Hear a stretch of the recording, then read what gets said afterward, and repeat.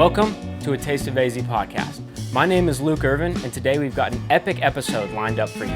But before we jump into that, just want to let you guys know real quick, we've got some brand new merchandise up on our website, including these Thanks for Supporting Local hats and 2 new shirts as well. If you like today's episode, please also leave us a review on your favorite podcast app, subscribe to our YouTube channel, and follow our email newsletter. With nothing else to say, let's jump into today's episode. So we are here at a spot that I've been to a previous version of, but I've never seen it in this iteration, and we have some delicious food in front of us. But before we get into all of it, Chef, I'm going to have you introduce yourself and where we are right now. Yeah. So my name is Ivan Jacobo, and we're currently at my restaurant, Anhelo restaurant. And where exactly are we? It's in downtown Phoenix. We're located inside the Orpheum Lofts. Okay. Yeah, because it's a little bit like, I always end up Roosevelt Row area. We're just like a couple blocks over. Yeah. But this is a very cool building. Stunning restaurant. Did you just renovate the entire thing? We literally just renovated it.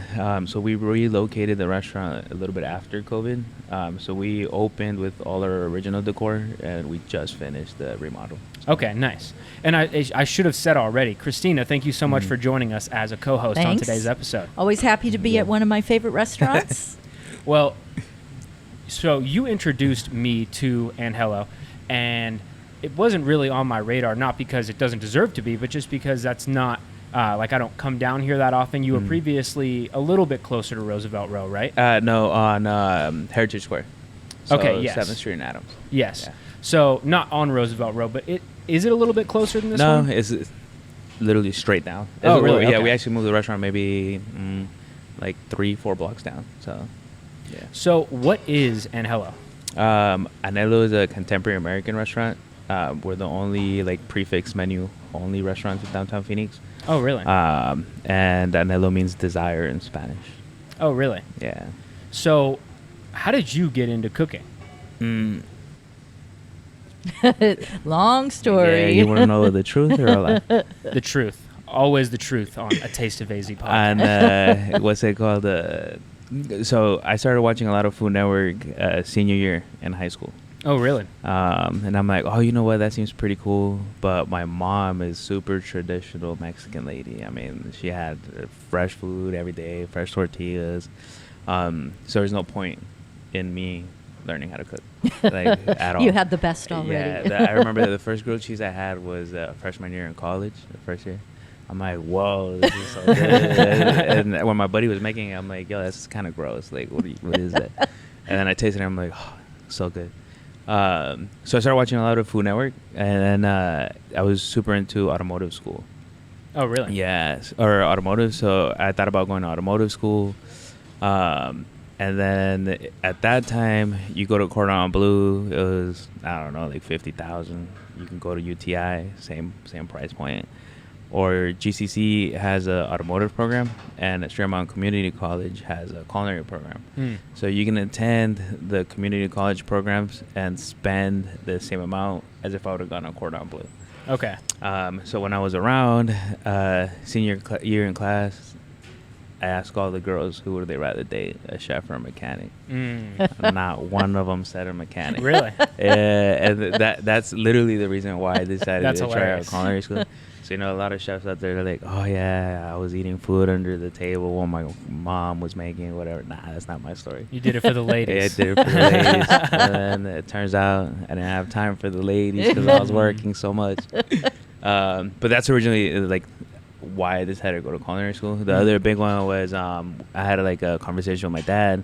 And he said, if you go to culinary school and you work at a restaurant, you're always going to have clean hands, meaning you have to be, clean in order to work. And then if you go to automotive school and you become a mechanic, more than likely, you're always going to have dirty hands. In that respect, polar opposites, right? Yeah. And after he told me that, I was like, you know what? Let's try this culinary thing out. Went to culinary school, and the rest is history kind of thing. So, yeah. Yeah, because, you were really young when you started. He's had a food truck, your first pop-up. You were a teenager still, right? Yeah. I remember I became a sous chef when I was 20 and in one of the restaurants in the West Side. And then after I left there, I decided to open a food truck after I watched what was the food truck movie? There's a movie about a chef. With Oh, one on right. Is it Netflix? Chef? Is it called Oh, Chef? I think it is called The Yeah. Chef. Yeah. So I watched The Chef. The girl I was dating at the time took me to the movie theater to see it, and then I bought a food truck the next day, and Wow. then that was the end of our relationship because I lived at the food truck 24/7. Oh, right. Yeah, so we opened the food truck, and then So she helped inspire you, and then she didn't get to then that was see it. you. And then after that, I got in an accident. So I got rear-ended by a water company, and that was the end of the food truck. Oh, And you wow. were really doing well. Yeah, right? it was really good. And then I got hit 3 days before the Super Bowl was here. Oh, And so we were Bad timing. booked out the entire place. And, that was the end of the food truck. Kind of bummed out, but kind of grateful at the same time. Because everybody tells you, like, the glamorous parts about doing something, and they don't tell you, like, the headaches. And the food truck life was just so inconsistent kind of thing. So, everything happens for a reason, I guess. You're telling me that spending the summers in Arizona in a giant metal box yeah. in front of a hot It top was isn't fun? Horrible. But not even, like, you would go to, like, some stops and make, like, $100. Mm.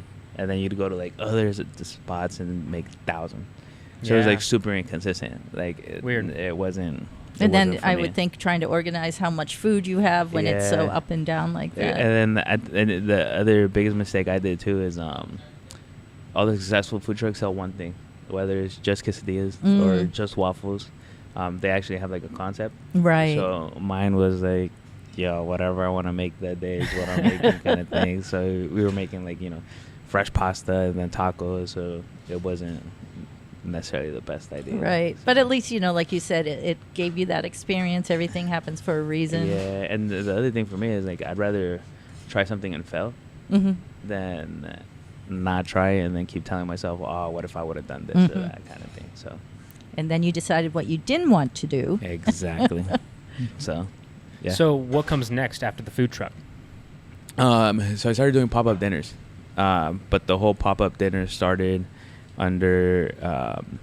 I did one of my friends did a charity dinner for the Leukemia and Lymphoma Society, and she invited me to be the chef for it. So she sold the tickets to that dinner, and that was the very first time where I see a bunch of strangers sit down and eat, and nobody knew each other, but they had one thing in common: they were going in there to support the cause. So after we did that, it kept like in the back of my head, and it was so cool seeing people come in. Like, you never know what you haven't come until you say hi. So food is like the perfect. Oh, let's try this. Oh, that was so good. Oh, what's your name? Kind of thing. And So once again, you were inspired. yeah, and then that's what led to the pop-ups. So I didn't know how to start. So the first one we did, it was just when Instagram was starting. So we would just Around what year is this? I don't even know, to be honest. But Like 2015, 2016-ish? maybe. Okay. But we were just booking it out, saying, oh, we're going to do an event, blah, blah, blah. And I had 2 or 3 people purchase tickets, $20. Mm. So, $20 for a multi-course wine-paired meal. Trust me. And you only sold what, I think Yeah, you said 2 or 2 3. Yeah. And then And now look at him. yeah. And then I didn't want to have it be 3 people. So I gave 17 tickets out for free. Oh, really? Just to fill it up and, just show people something kind of thing. At that point, it was more of I don't care if I lose money, but I had 4 other people who were going to call in sick that day to do this dinner with me. So luckily it worked out because everybody tipped kind of thing. So all the servers were happy or whatever. And then that's how it started. Like, from there, we just started getting a little email list, people to sign up, and then it would change all the time, but we'd be like, hey, we're gonna do a dinner on 7th Street in Adams, and whoever bought the tickets, then we would send them the address. So I would rent like Airbnbs, parks, just random places, and that was the coolest time, just because literally nobody knew each other. People would sit down, talk, conversate kind of thing, and then literally leave as friends. So That's got to be a unique experience for a chef to be able to kind of orchestrate that type of thing and see those reactions too. Yeah, it was literally some of the funnest times I had kind of thing. So that was that. And then the pop-ups led to like a catering company because people would hire us to do caterings. And slowly, one day at a time, it actually turned into a restaurant. And I know that this is one of the dishes that have been on your menu since you opened the restaurant, Yeah, or so- did you have it on the menu at the pop-up too? No, we never. It was one of the dishes that we did at a golf course I was working at. Like that was one of the very first dishes that the chef was like, come up with something, and that's what I did. So slowly it started getting to where it's at now. But this is literally the only dish that has been on the menu since we opened at the original location. Can you tell us a little bit about it? So yeah, they're diver scallops with sweet potato 2 ways. So we do a hash with guanciale that we make in house, and then sweet potato puree and a little bit of capers, shallots, salt, pepper. Is your mouth watering yet, Luke? It has been this entire time. And I think I saw you cooking this for Mark Tarbell on Plate and Pour. When he asked us to make one dish, this is the only one that I can think of because I was actually going to get it tattooed on me. That's great. Yeah, and then Are you still going to do it? Probably not. My mom would probably get mad. Because I asked her, I was like, what do you think if I get this tattooed on me? And she's like, you're dumb. You're loco. Yeah, don't do it. So didn't end up getting it kind of thing, but it's probably one of my favorite dishes. It's the only one that we don't get bored of. So. Yeah, because you change your whole menu. This and the Wellington has become a signature. Yeah, the Wellington too, right? has become a signature. But basically at the restaurant, everything I hated about working at other restaurants, we try not to do here. Right. So nobody's allowed to call me chef until like the first I think I already customer called you gets chef. here. Yeah, that's okay. It's really funny because like when we get like reps in here, they'll be like, "Oh, chef, what do you need today?" And then if it's the first time, I'm like, "Dude, like I don't go by chef, just call me Ivan," kind of thing. And it for sure takes them like a long time to get used to it, but I just needed to be more of a relaxed atmosphere. When you throw titles in, some people like get scared or like intimidated kind of thing. For me, it's like no. Well, you got a low key energy, so like that blends in with this really well, I think, because sometimes it can have. I don't want to use the word pretentious, but it's a little bit less approachable than when you meet who is the chef and they don't need that title, they don't want that title, they just want a cool spot. Exactly. Well, I know you have a call to hop on, right? Yes, I have a call to hop on. You got people to feed, things to do. Yeah, So we're gonna swap you out for your sommelier actually, and talk with him a little bit. But chef, thank you so much for talking with us, and hopefully we can steal you away for a little bit at the end. Sounds good. Thank awesome. you so much. Cheers.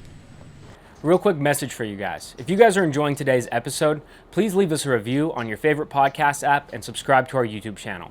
Also, if you haven't already, make sure you subscribe to our email newsletter for all of the cool spots to eat and drink around town, as well as upcoming events and fun stuff like that. Also, we've got some brand new merch on our website, including these Thanks for Supporting Local hats and 2 brand new t-shirts. So make sure to check out our website for more. Now back to the podcast. So we are here again, still at Anhelo, and we are now with the wine director. If you would go ahead and introduce yourself. Sure. Ryan Ansell, and hear everything about wine and other spirits. And so you kind of have a unique background of how you got into wine and especially got into the business. If you would, just give us a little bit of your background. Sure. Yeah, we didn't drink wine, didn't understand wine, and just shy of about 15 years ago, had a project where a lot of people were drinking wine and buying real estate and didn't understand how, where, why, and ended up doing some brown bag of wine bottles where we would come together, spend $500 for the month, and it could be a $1 bottle of wine or a $300 bottle of wine. And we just kept trying, and that's how we kind of got into it. So is real estate your background? Background is both on the commercial and sales sides for healthcare. Oh, okay. But did a little bit of VC and got involved that way. Okay. So I love that story. It's I mean, well, you'll hear more, but to where he is now, and that was the beginning of, and that's something that is, I think, accessible to anyone to be able to do. Absolutely. Well, and that's a cool way to get started in wine too, because from the very beginning, it's kind of with that idea of like educating your palate and drawing something out of it without the information there. How long were you doing that for before it got a little bit more serious for you? Yeah, we probably were on and off for about a full year of trying to figure it out. And why would people spend this amount of money on grape juice, right? And then we realized the things we like and don't like. And some of our favorites were some of the cheapest wines we tried and didn't like the more expensive wines. And so that was a fun learning experience for sure. Right. Why do you think that is? I think there's a misnomer that price equals quality, which is not the case. Sometimes it's rarity or sometimes it's marketing. And until you really get to understand that vintages play a different or where the wine is from, you can't really get an assessment of what should I spend my money on or not. And trying it, getting somebody that truly understands it, didn't just study it, but actually drinks it, visit the locations, that makes a big difference. And so when you're drinking these wines, how does your palate grow over time? What are the things that you're looking for, noticing that you like on a personal level? Yeah, so for me, wine's about either an accompaniment with people that you're friendly with or family, also the food that you're eating, and then most importantly, is it a well-made wine in a great vintage? Good winemakers can make good wines all the time, but the vintage plus the winemaker and the location can make a wine phenomenal and very special. So for me, I want a lot of complexity. I want, it's called an attack, the beginning of it, the middle, and a very long finish. And that creates a really enjoyable moment where after you're done drinking, you still can kind of taste it for 30 or 60 seconds after the fact, and that's special. In a good way, too, right? Exactly, Not yeah. like it left a bad taste in your mouth. Exactly, yeah. So I know you travel a lot now to wine regions, so that was something that came out of this very first brown bag tasting. Because this year alone, where have you been? Yeah, it's a little embarrassing, but this year it was pretty cool. we went to En Premier in Bordeaux, where we tried about 400 wines from the Wow. 2021 vintage. Then we went to Burgundy. Then we followed it up with Piedmont, and then down to Tuscany. Because the only way to truly give your friends, family, or the restaurant customers an understanding is if you've been there and you're able to try all of the different vintages and all the different flavor profiles, and then we're able to import those wines directly into the restaurant. So people are drinking ex-chateau wines, and they don't have to worry about something on a gray market, but the exact wine and the exact vintage that they should be able to have and enjoy. I don't know if you need like a bag carrier for your next trip, but let me know. I'll give you my contact info. But that's interesting because I feel that traveling to places for the podcast that we're doing right now. So we were up at Alcantara Vineyards recently, and that's one of the most incredible properties I've ever been on in Arizona. It transports you right out of Arizona, and you feel like you're in Italy or something like that. And until you go there and experience kind of the vibe of the place, how could you ever truly describe a wine without knowing where it's from and feeling kind of the area around it? It's almost like a terroir, but instead of it being like the flavors of it, it's almost like the energy of it, the vibe of what the wine is supposed to be. Would you agree with that? 1,000%. I think when you're drinking a wine, it's not just grape juice in a glass. Mm-hmm. You're getting all the history that the vines have been in, or kind of the millennials where Earth was created, and there's all the mineral deposits. So you're getting a history, you're getting a wine style, you're getting an exuberance that without truly understanding what you're drinking, you're missing part of that opportunity. So we have a bottle over here that you plan to open it. I'm going to ask you to go ahead and open that, and we can kind of start discussing that wine a little bit more. But what are these wines? What is this wine that you have in front of you here? Yeah, it's a great question. So in Arizona specifically, we don't always have the opportunity to drink wines that are outside of kind of Napa or Sonoma or Washington. And so this wine is from one of my favorite chateaus in Bordeaux. Is a left and a right bank in Bordeaux. This is right bank, which means for the most part it's going to be Merlot, maybe some Cab Franc, and a little bit, and some Cab as well. But their top label is it's called Vue Chateau Certain, is the chateau in Pomerol. And this is their second wine, which means it didn't have the same selection of grapes. Maybe the vines are 30 years old instead of 50 years old. And this is something that's very common in Bordeaux. But in the 2018 vintage in Bordeaux, which is a stellar vintage, you get all of those kind of flavor profiles, the attack, the middle, and the end that we were just describing earlier, at an affordable or reasonable price. And here's a wine where they're making $500 wines, and this winemaker in 2021 is now going to be the winemaker for Le Pin, which is a bottle on the right-hand side, which is one of the premier, if not the premier, Bordeaux wine there is. And so you're getting that quality and that type of individual to make a wine that's very affordable in a great vintage, and it's great by the glass, which we have in Anhelo, which you'll almost never see at a restaurant. So let's give this a shot. The cork looks great. So I think it needs to be said, we were trying to figure out the logistics of how you could get the bottle open, and we still haven't poured glasses yet, but we were trying to figure out a cool way to do it, and that was like so smooth and fluid. I don't think I could have even done that hosting the podcast the way you just did. So congratulations on that. But Christina, to kick it over to you for a minute. So I have not tried many worldly wines. I am very much a wine newbie. And some of the best wines I've tried have been, luckily, with you. I've had the pleasure of experiencing maybe my favorite Arizona wine was the Flying Leap wine that we had up at Creekside Inn. Oh, right. Yeah. When it comes that to was a cab front. Yeah. When it comes to worldly wines, I know you are much more versed than I am. Are these wines, I imagine you're very familiar with them. Have you tried them? What are your thoughts on what we have out here? I have tried the Cinquenon, but that is thanks to Ryan. Okay. And this is why this is one of my favorite restaurants, not only because of the wonderful food, but the education. I mean, the very first night I was here, I received an education. Of course, you knew I was blown away, and this immediately became one of my favorite restaurants. Thank you very much. With passion on people that want to learn about either the food or, in this case, the wine, it makes a difference to know. When you don't know something, you're very uncomfortable at a restaurant, or maybe there's a somm that's very academic in nature and is not practical. So the idea to kind of explore the menu and ask questions, it's a learning experience. It's an education.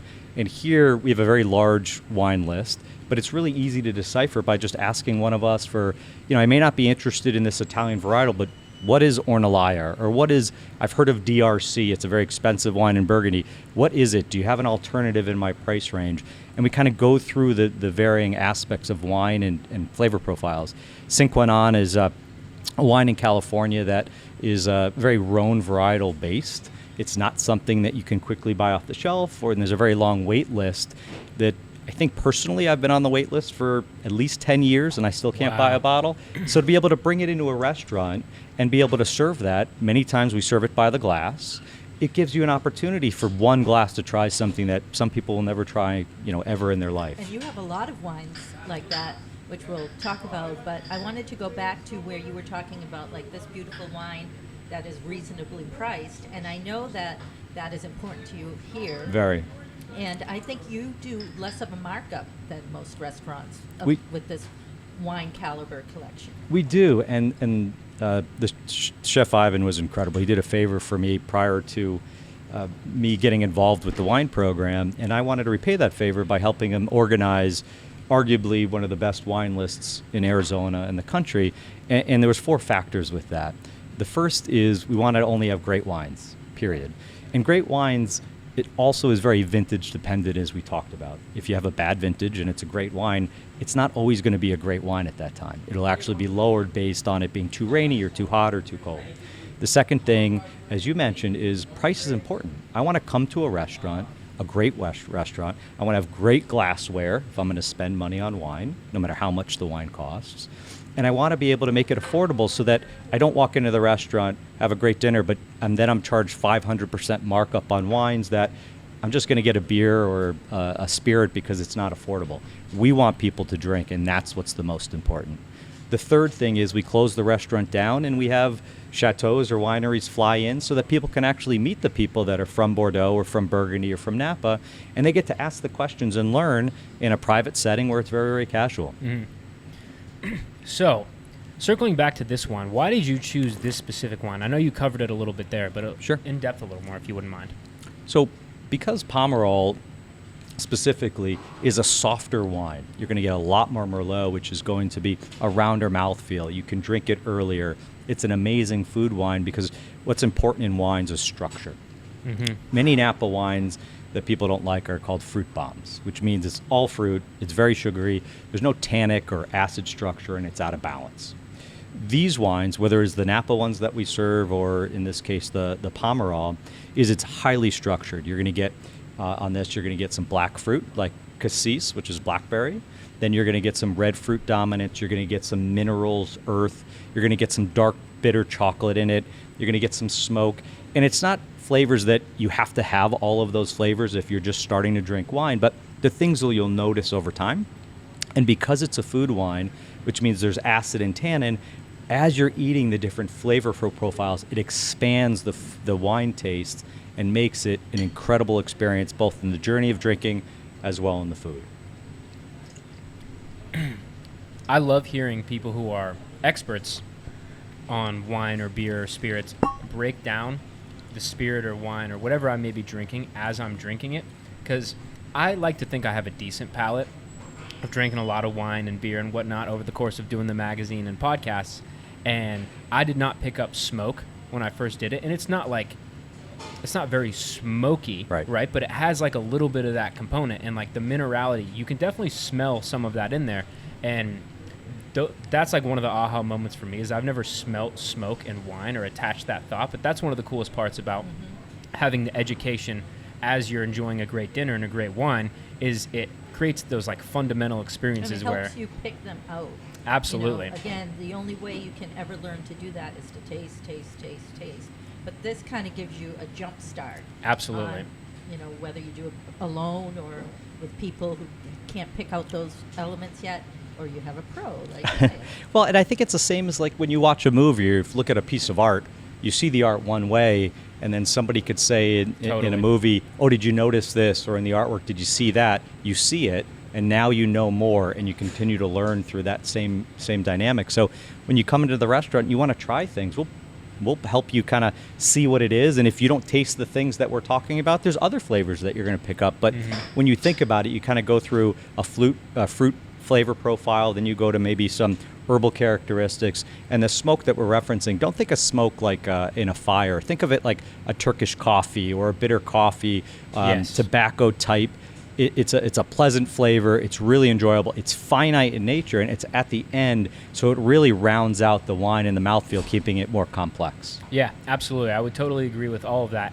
And yeah, it's interesting because smoke can mean so many things, right? Like mesquite smoke versus other types of smoke. There's peaty smoke, like in scotches. That's not this. It's more of that chocolate, coffee, kind of that flavor, that a good bitterness at the end that just keeps it very interesting and lively. Absolutely. So as we continue sipping on this, I'd like you to move on to some of the other bottles and kind of how they fit in your program. Why do you have them here? Sure. Yeah, I think what's important for a well-rounded program is price, and making sure that at every price point there's exceptional quality. And so one of the things that some of these wines, and I don't drink all of them myself, and I've just been lucky and had some experiences. So Le Pin, as an example, is the pinnacle of Bordeaux. We're drinking that today, right? That's next. That's offline. We're going to kind of compare that to a Petrus, is a name that some people may have heard of. And a Petrus is the ultimate wine in Bordeaux that people have heard of. It's very expensive on release. When I did the last interview with Iman, a Petrus was being delivered here. So. Exactly. It's a special moment. Request from was it like carried on the shoulders of like several men on like a Brink royal security throne? guard when the truck pulls up. It's like people like putting their finger up to their ear like they're secret agents. Exactly. Or we did around the restaurant. You totally should. Yeah. That would be a spectacular show if you're dining in here and that took place for a bottle of wine to arrive. Well, we also do that with Franzia, so I don't know if that's the box wine. But so Petrus is this kind of unicorn. So Le Pin is actually even more scarce than that. And as I mentioned, it's actually now made by the winemaker Vue Chateau Certain. Next to it is a kind of we talked about Cinquenan being a difficult wine to acquire, but is really kind of a collector or a very interesting wine for people, and that's called Scarecrow over in Rutherford. It's a great vintage, so we have the ability without you having to buy a whole bottle or get on a wait list for 10 to 15 years. It's something you can try at the restaurant. On the other side, I thought it would be fun to try a couple of the Italian wines for display. So one, Ornellaia, which is this bottle right in front with the really pretty artwork. This one right here? That's from Brunello. Yeah, okay. On that one. So that's a super Tuscan. And what they do is they take, a great thing that they do is they take the top wines and they do very large formats. And then they donate them for the seeing impaired. So there's a charity auction, and they get to do that with the Guggenheim. So that's a fantastic, outside of how great the wine is. And the wine is special. It's a Bordeaux blend, even though it's in Italy. Right now, it's typically more Merlot. Their top label is called Maceto, which is the top Merlot in Italy that would be comparable to a Le Pin or a Petrus. Okay. And it's a mix of Cabernet, and it's just a fantastic big wine in Italy.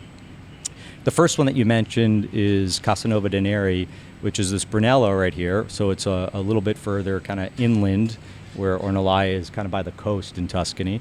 And it's one of the premier, if not the premier, Brunello di Montalcino. So it's a great wine. That's the top label, and you get to experience that. And each of these wines I'm mentioning, we have options that go all the way down to something reasonable by the glass.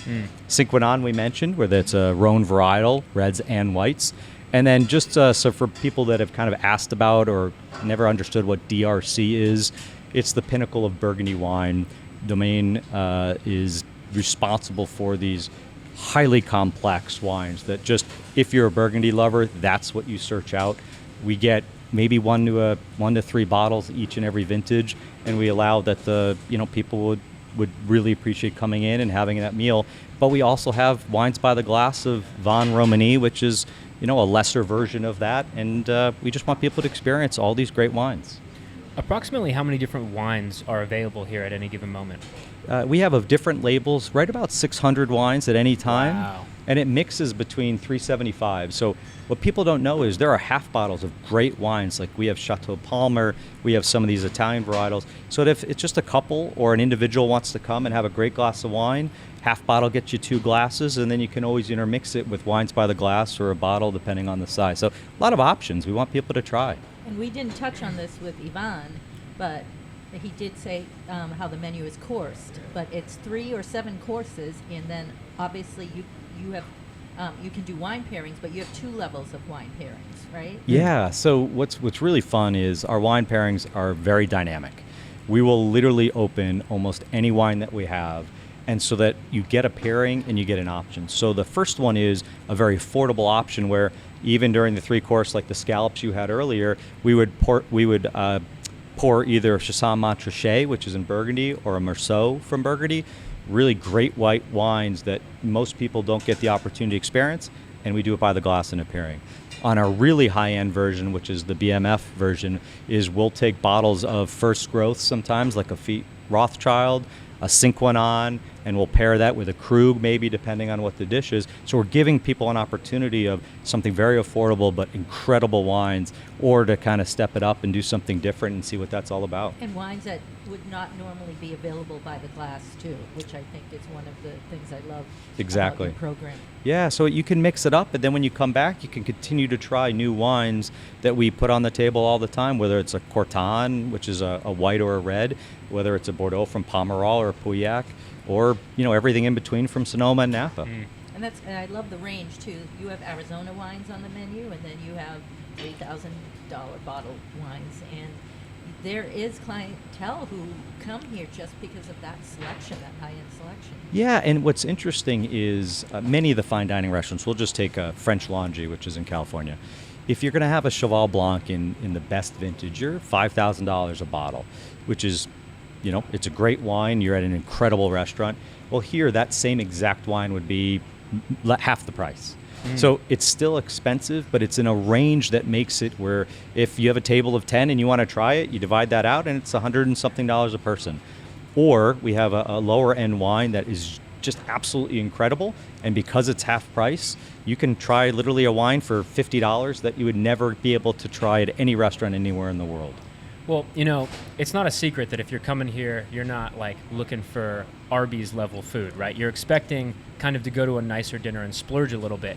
But even with that in mind, most of the people that are splurging or listening to this podcast, it's not like they can do it all the time and they can't buy those $5,000 bottles of wine, right? So to be able to come to a place and know that you guys are looking out for basically anyone that comes here and not just want to sell them those crazy expensive bottles, but say, hey, this might actually be a better option for your palate, and it's going to be way cheaper than if you bought this crazy wine that you thought you might have wanted. That's right. And that's why I love, too, that you can do a simple 3-course. You don't have to do the 7-course. So, again, that makes it approachable to everyone. And another thing that is so unique here is because of Ryan's travels, he's fostered relationships with chateau owners, and as a result, you have wine dinners here that they wouldn't just come to travel here to the U.S. for anybody, and they do it just because of their relationship with Ryan. Can you touch on some of the ones you've done? Yeah, and I think fostering that's really important. So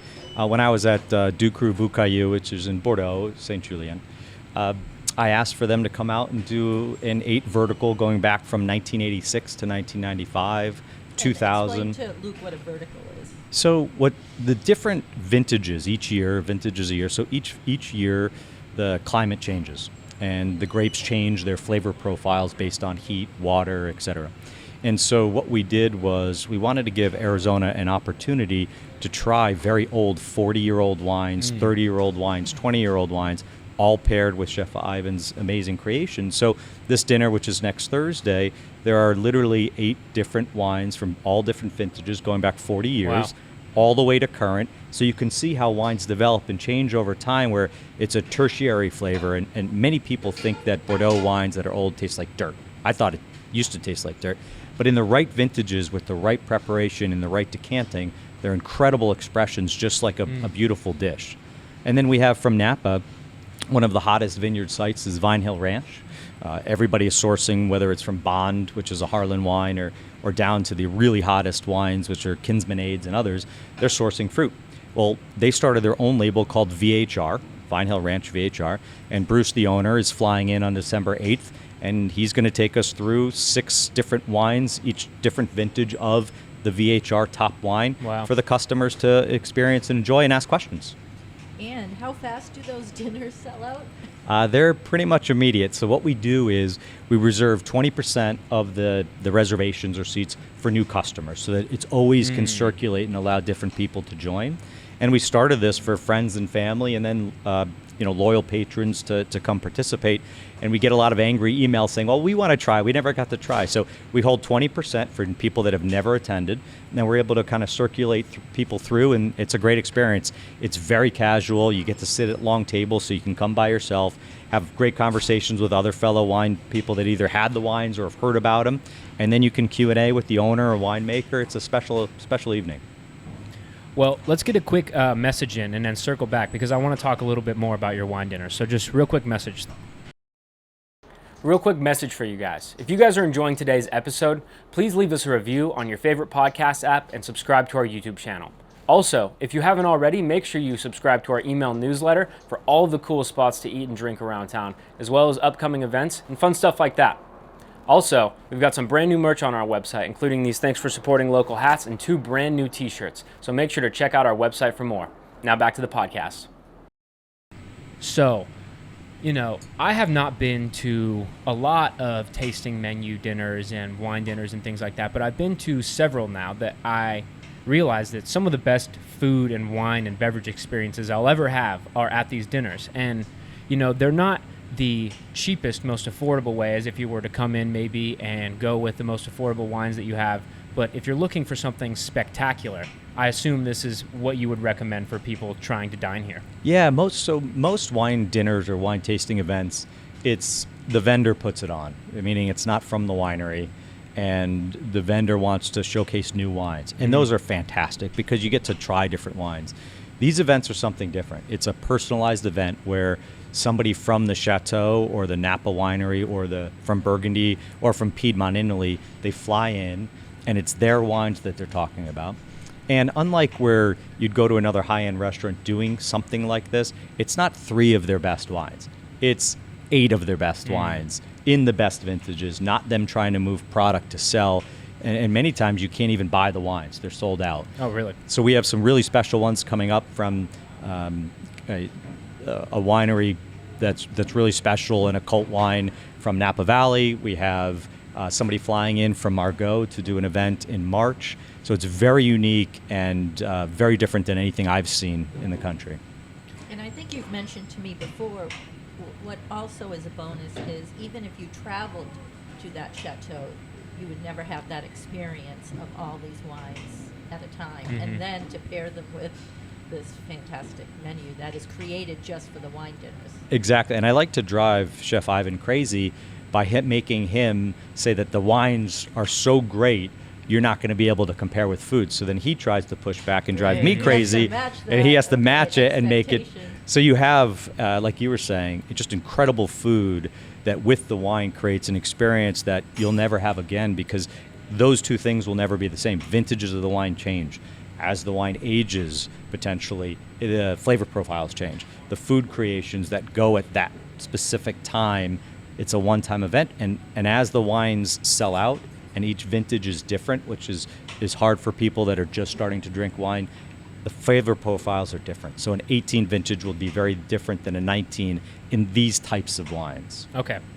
And so, some wine dinners that are more, we'll say, on the less expensive side, a lot of the times they can be like, oh, it's a steak course, we'll just throw a red wine at it. That seems like the exact opposite of the direction that you guys are going. That's right. So we'll either based on the wines that the chateau is going to bring in or based on the food creations to match if the chateau is allowing us to select, which as of right now, all the wines for every single dinner we've selected ourselves. Really? Wow. So, which is kind of a treat because I'm only going to select the best vintages that are more U.S. palate based versus the dirt that people have kind of said Bordeaux is. And so, so we'll do some things to mix it up where people don't expect it, where you will put a white wine with something, maybe not a steak, but with veal or lamb, or just to kind of mix it up, because at the end of the day, there's not this, I have to drink this wine with this food. The number one priority to matching food and wine is the person drinking. So if they love white wine and they hate red, we might just give a more structured version. Or if they only drink Pinot and they want that steak, we'll do something from Northern Burgundy, which is Côte Nuit side, and we'll do a Vin Romani, which is very structured with acid and tannin. Different flavor profile this, redder fruit, but a lot of tannin and acid to really go well with a steak or a duck or a lamb. Sure. So you have Arizona wines on your menu. What are your thoughts on the Arizona wine scene in general? Are there ones that stand out to you? Is there a favorite wine you've had from Arizona? Yeah, so I'm not going to plug a brand. It wouldn't be fair. Okay. But I will overall answer the question that a lot of, I would say, exposures come to Arizona recently, which has been fantastic. And that exposure, whether it's really great winemakers that are searching out land, kind of what they were doing in Paso Robles when kind of Napa and Sonoma became really expensive, or in Walla Walla in Washington. Well, they've now come to Arizona and seen that Rhone varietals do extremely well. Right. And Rhone is not the Cabernet or the Pinot. It's a flavor profile where you get a lot of enjoyment early, like a Grenache, as an example, where it's easier drinking, great mouthfeel, something that everybody should try. And these are affordable wines. They're not as expensive as these Pinots we're talking about, or these Cabernets. And it's great to have these local wines here where you have a celebrity in one wine as a musician. You have other exposures of great winemakers that have gotten exposure. So Arizona's doing a really good job to try to elevate the wines that they're bringing to the table and not trying to push a grape varietal that doesn't really grow well in Arizona. Well, and I think it's incredible to see the historical significance of food and beverage in Arizona, right? Like, I don't know the exact year, but the Spanish missions were creating wine for the ceremonies like hundreds and hundreds of years ago. It's incredible to see, people growing wine in these same regions, and now we're just making them so we can drink them over a podcast and stuff like that. It's quite incredible, honestly. It really is. And these, if you think about it, if you even go, especially if you move over to Europe, there is 10 BC where these wines were created, like you said, with just super old chateaus that, on today's standards are probably just as technologically advanced. And during the World Wars in France, they would have to put up walls to hide all the vats so that during the bombings they wouldn't come and raid the cellars. And just the history of wine through the ages, whether it's here in Arizona or around the world, is something to behold. It's a really fascinating hobby if you're interested, and it's best part is drinking. I think, Luke, we need to get some people together in brown paper bags. Anytime, anywhere, I am ready to go. Are there any wines on your menu? We've talked through a few here. Are there any more that you might recommend to people that are coming in? Yeah, absolutely. And we try to bring those by the glass and circulate them. So one of the things about, example, Burgundy is most people have had Pinots or Chardonnays from California, at least in Arizona. And so what we do is there's three and a half main areas in Burgundy, which is Montrachet's, there are two, Marceau, and then Corton's a fun one to try. So we circulate those all the time by the glass so people can experience it. And the same thing on the Pinot side. There's Southern Burgundy, which would kind of be Côte de Beaune, and there's Northern of Côte Nuit. Very different styles, structure stylistically, and we'll rotate those as well. The suggestion is, if you haven't had a wine from Italy, try a Tuscan, try a one from Piedmont. Expand the horizon, and we're only going to give you the best wines in that class, and you get to play around in the menu. There are 15 wines on the menu where anybody that's kind of doesn't really drink wine but wants a recognizable name, it's on the menu. outside of that, go on a journey. And if we pour you something and you don't like it, we'll pour you something else. We want you to enjoy it. Drink it. Yes, exactly. Exactly right. Is there a favorite pairing that you've put together recently? Yeah, so I think there's 3 pairings that are just off the charts. The scallops that you had, we'd go 2 ways. The Chassamat Trichet, which is the Burgundy that we mentioned, white Chardonnay, is spectacular with the dish because the mouthfeel of both the dish and the wine complement each other. And then you have an option to do bubbles. So we have a Krug that we also pair with the scallops, which is spectacular. And that Krug, what's fun is we do a caviar kind of just tasting, as well as the Krug tasting, and that's just fantastic pairing. And then on the Wellington side, it's a dish that it's really hard to find coming from New York. It was something that I loved a long time ago. And so we do 2 pairings with that. We do a Grand Vin from Margaux that pairs with that by the glass. They're actually the ones coming out in March. And then on the Napa side, we put it with a Cade, one of the Cade Reserve wines out in Napa. So you can be comfortable with kind of picking and choosing the wines. And then if somebody wants to get a little crazy, we do some Tuscany pairing with that same Wellington. Yeah, when we came, I enjoyed that because we both had Wellington, and Ernesto had one red, and I had a different red. And my favorite pairing that night was the Krug with the Golden King crab and caviar, which was a special treat because they had brought in the crab for, I think, a customer. So That's right. I got to have a little bit of that with Nice. just butter and caviar and Krug. It's Like, hard to that might be beat. my last meal. we even did a vertical of Krug, so different vintages of Krug for dinner. And like you said, one of our patrons asked if they could do something special, so we made A5 Wagyu Wellington one time. We've done different duck and different chickens based on there's a black chicken that they said they read, so we brought that in and we did a whole dish. I think Ivan told me too that you brought in some, I forget from what country, was it Poland? Anyway, some special king crab that was hundreds of dollars for the customer. Exactly. We want to make everybody happy, so that's what's important, is giving them the opportunity, whether it's the food or wine, the experience, the service. Michelin doesn't exist in Arizona, so one of the things that we need to do is give that same service, that same level of quality as if it was in Arizona, so people can experience it right in their backyard. And speaking for myself, mission accomplished. Thank you very much. We appreciate that. Well, we appreciate your time and sitting down with us and telling us everything that you have going on. I know I want to come in for a dinner sometime very soon because the wine was fantastic, the scallops were fantastic, and I can't imagine it all coming together. I can't imagine how much better that will be, but I'm sure it will do fantastic. Love to do it, and very much appreciate being here and the opportunity to chat and share some wine. Can't wait to come back.